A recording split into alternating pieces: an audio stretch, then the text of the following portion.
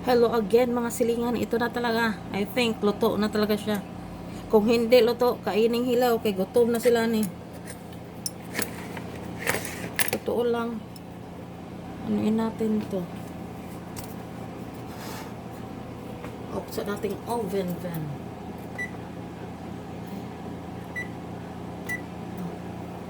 Huwag na natin yan.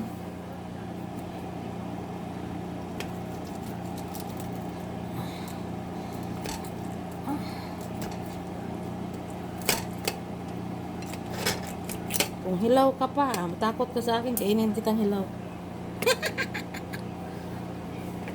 Ito kay Johnny baby.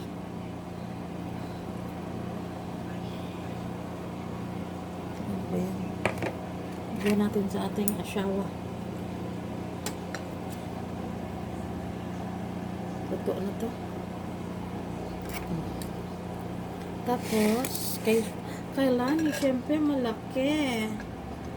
Ito sa akin. Oh, tumutulo.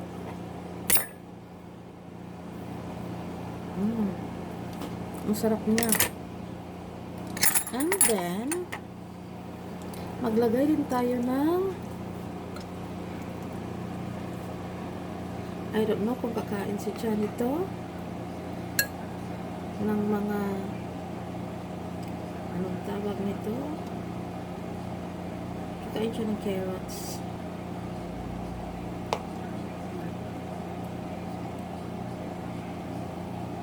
Ito.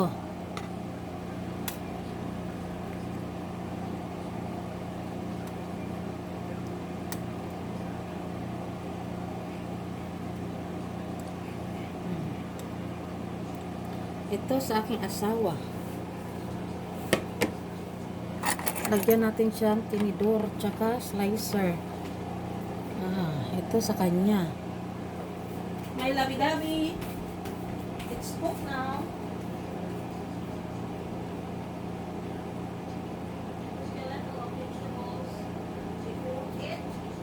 It's okay. I will eat it all.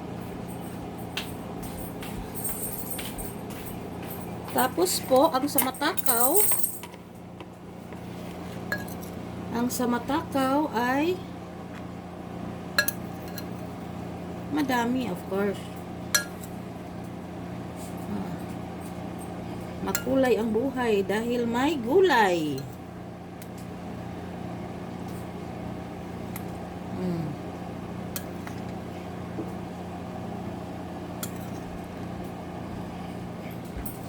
Tapos, meron pa tayong rice baby. May rice baby tayo. Nakaluto tayong rice. Tumawa si Jan, sabi ko, rice baby.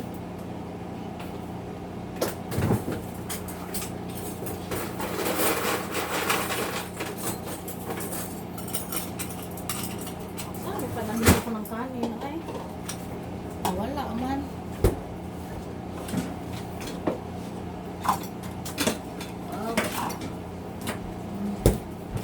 Meron tayo ditong rice baby. Baka hilaw din. Luto talaga. Ewan ko ba itong luto nila ni? Minsan mga hilaw. Kanina, sabi ni Jan, luto na yun. Siguro gutom din siya. Sabi ko, hindi pa eh. Luto na daw kay ganun. Pag alis daw niya, nag-ano, hindi niya alam. Pag alis niya, nag-ano pa ako kaya? Naghiwa-hiwa ng mga gulay-gulay. Lagay natin to doon. Gutom yata. Mas gutom pa nila ni.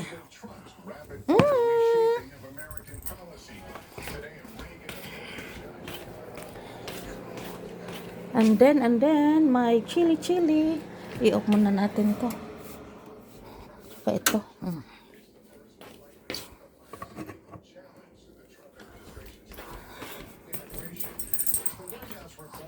Already underway tonight with hundreds of arrests of undocumented immigrants.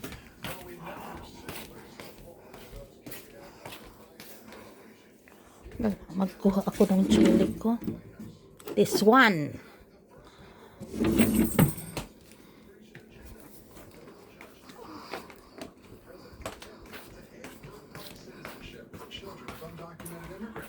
Constitution's 14th Kainan na talaga.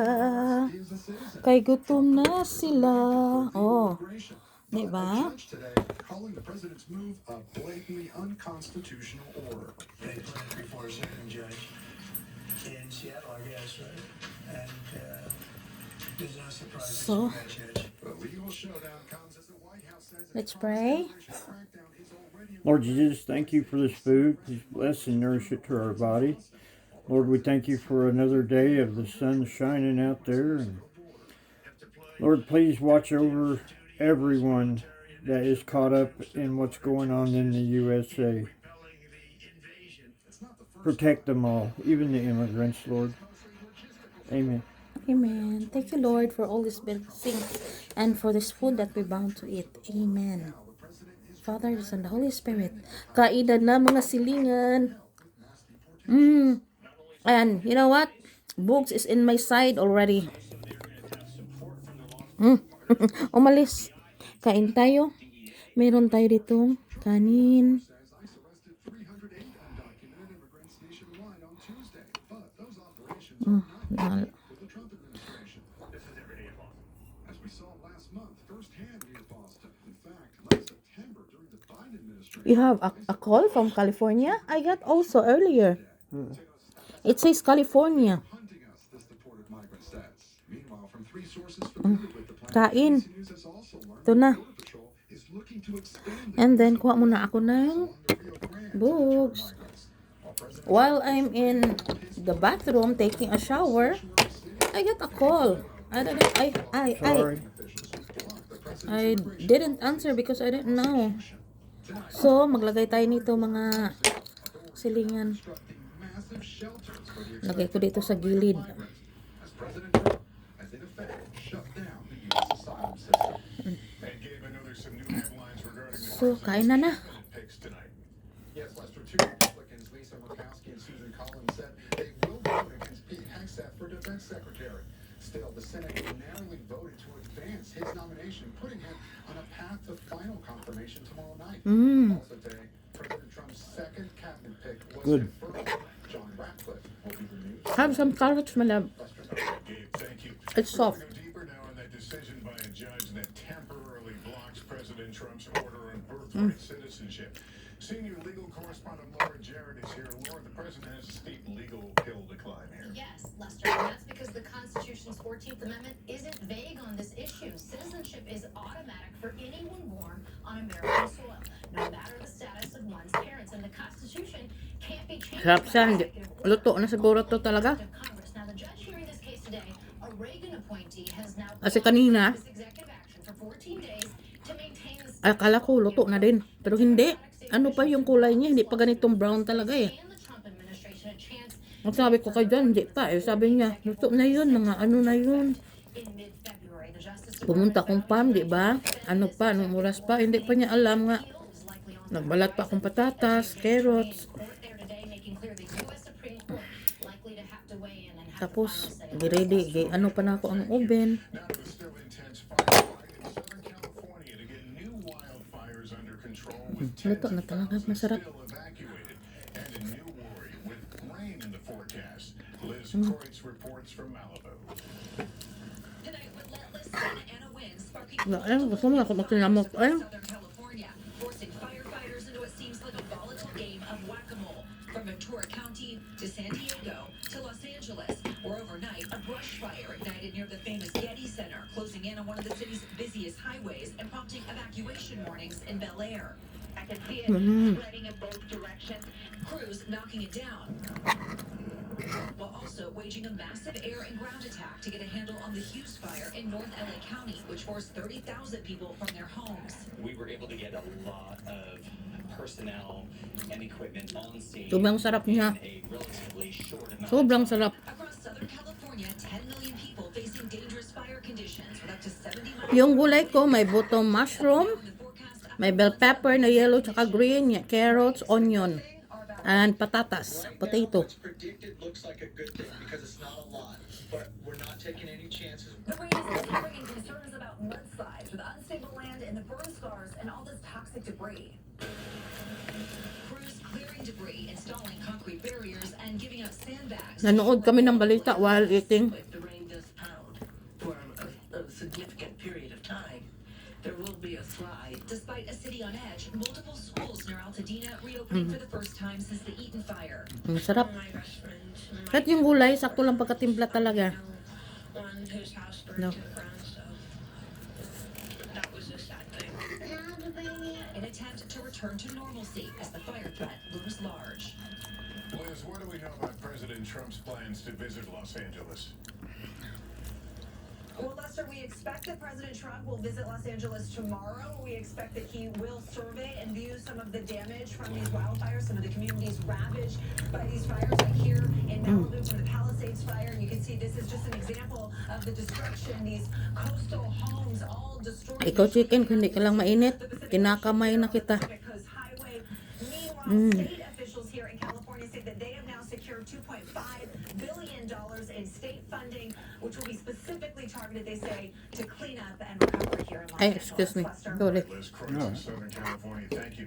Let's get to that shooting and standoff in San Antonio. A gunman wounding several Just police wait, officers Bug. at an apartment complex there.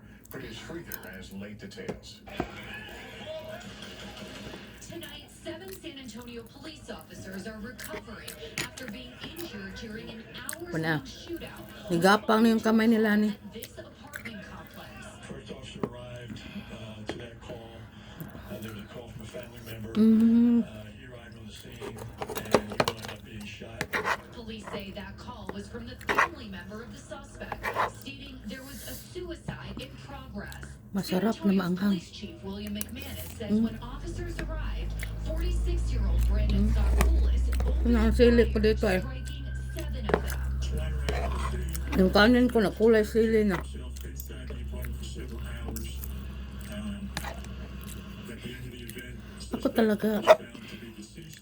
The events triggering police to use tear gas. Masarap kasi yung maanghang-anghang yung ano natin, bunganga. For safety and asked others to shelter in place. Yung balat niya ba, ang sarap kaya. Sausaws manghang. Mario Garcia lives in the apartment directly above. Tastes good, baby. Thank He you. took this video from The inside as he vegetable, heard right? gunshots Mm. and felt All of the it. effects of the tear gas. I was worried about possibly. Nagustuhan ni Jan yung luto ko, mga Just trying to find ways mga to silingan. minimize Yam, this. sarap daw. So I ended up Kumain din siyang vegetable. most of the time just kind of like Hindi siya masyadong kumakain ng potato dahil nga may ano siya. Pero yung carrots, Had been arrested tsaka yung onion ay and kinakain was niya. facing multiple charges, including violation of a protective order and 3 assault charges.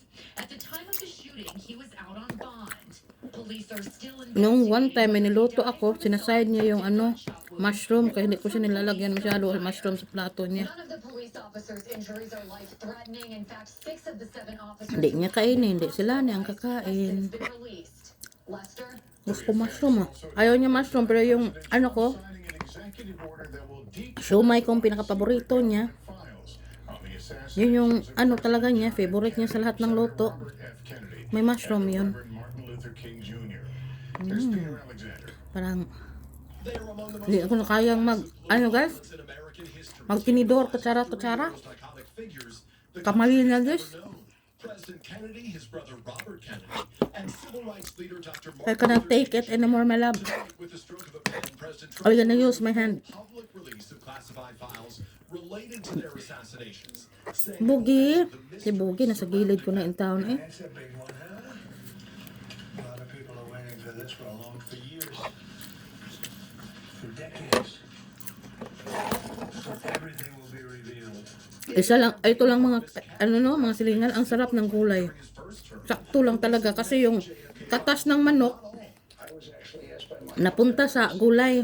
If you remember, nilagyan ko din siya ng ano, olive oil, onion. Manamis-tamis talaga pag may onion. swirling questions and conspiracies fueling an industry of books and films like Oliver Stone's 1991 hit Tsaka carrots. JFK. Never realized Kennedy was so dangerous to the establishment. The official Warren Commission report concluded Lee Harvey Oswald acted alone. But for many, the questions still linger. Was Oswald the lone assassin, or did he have help? Was the CIA mafia or perhaps There was 3 shooters there. And was there another shooter on the grassy knoll that day? Kennedy's nephew, Robert F. Kennedy Jr., President Trump's pick for Health and Human Services Secretary, has long argued the truth is not fully known. CIA, yeah, they were definitely involved in the murder and, in the 60-year cover-up. Konti-konti ko lang kanin ko pero naubos na, malapit na naubos yung sando kong His grandson, Jack nasa ano. Schwarzenberg, is criticizing the move, posting declassification is using JFK's Ano ko daan si Bugs. Lainan ko. Baka maubos ko eh. nothing heroic about it. Then, just 5 years later, the Kumakain si Bugs din ng kanin. brother and presidential candidate RFK. Tonight, Kennedy reacting to the president's announcement. Yummy. I think it's a great move. He's keeping his promise to have the government. Tapos lagyan mo ng chili. As for Kennedy's assassination that night in Memphis, members of his own family Yan, no? asked if he was the victim of a government plot to kill him. The release of those secret files won't happen overnight. Officials have to first come up with a plan and then present it to the president. Lester? Peter Alexander, thank you. We will take a break here, and in 60 seconds, perhaps you've gotten one of these texts saying you have an unpaid toll. We're going to have a new warning about the scam aimed at getting your credit card Kaya yan, information. Bugs. Next. Kasi si Bugs, saka ko napakainin pagtapos ko kaya makakain din siyang kanin. The thousands of real people who go undiagnosed. People whose psoriasis can look very different depending on their skin tone. As the makers of Tremfya, we understand that everybody's moderate to severe plaque Ito kay psoriasis Bugs din doesn't to. look the same. So we undertook a first Are you done? study of plaque psoriasis in every skin tone. Like hers Oo nga pala, wala akong tissue dito. Kaya pala tumayo yung asawa ko. Reactions and increased risk of infections may occur. Before treatment, your doctor Akala ko daan na siya, kaya kamangon ako yung sudan. tell your doctor Napay mga namilit-nimilit sa gilid. symptoms or if you need a vaccine. Ask your dermatologist about Tremfya. Sakto lang talaga, hindi siya ano. Thank you. Say hello to your family. My mouth is on fire. Long-lasting Gain scent beads, part of the irresistible scent collection from Gain. Yummy. There's newly released body cam footage of the men police linked to a robbery at the home of Bengals quarterback Joe Burrow. The video shows Ohio State troopers searching Manok. the men's car. Inside, they allegedly found tools for breaking glass and LSU Wait ka shirts lang. for Burrow. Ang dami ko nang inano sa'yo. And one of the suspects was Para wearing sa'yo. a Bengals shirt. Now to the latest scams that are sweeping the country. Texts telling people they owe money to a state tolling agency. Di bali nang mag-ano ako. Say it's all meant to get into your bank account. Magbuto. Tom Costello has been looking into this for us, Tom. So I've received several of these text messages. Basta sa'yo kay laman. $6.99 to Massachusetts. Easy Ganyan kakamahal ni Jan. Since I drive there, I was suspicious. When I asked the newsroom if anybody else had received these messages, almost everybody's hands went up. On its website, Massachusetts Easy Pass warns the overdue toll message is a scam and it's happening across the country. Criminals posing as toll Isang ganito lang niloto ko eh. Kasi isip ko hati lang kami ni Jan. Kasi konti lang naman siya kumain. Minnesota, Virginia, Connecticut, probably every state, and other countries too. When Glenn DeArmond got the message, he clicked on the link. It was awfully odd that I got a reminder that I owe $6.99.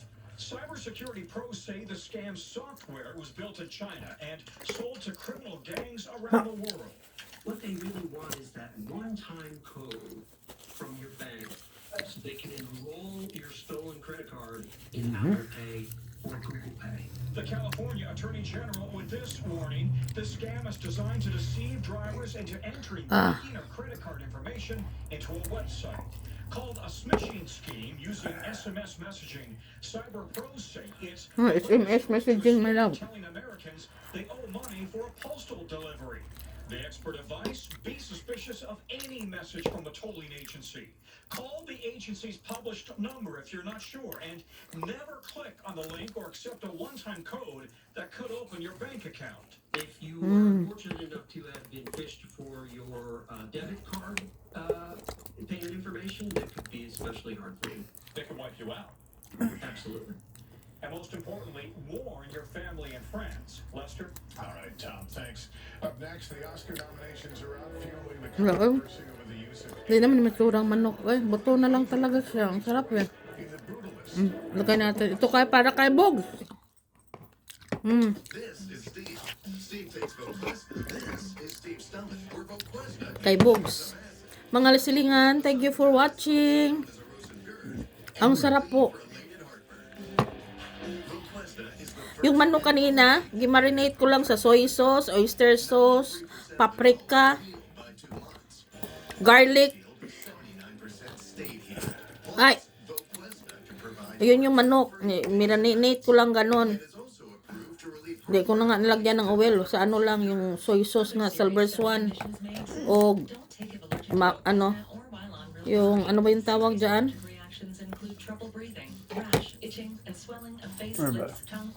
Oyster sauce.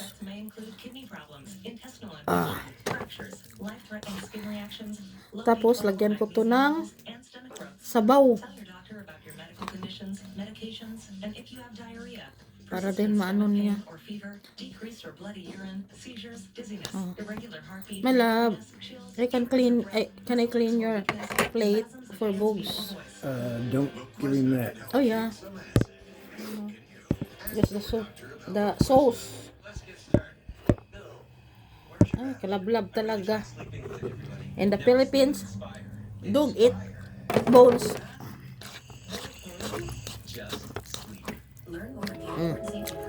So mga silingan, thank you for watching. Pakainin ko muna sa Boogeyman. Thank you. Di ko ma-off kasi dumi yung kamay ko. Thank you for watching. I'm so full. Thank you.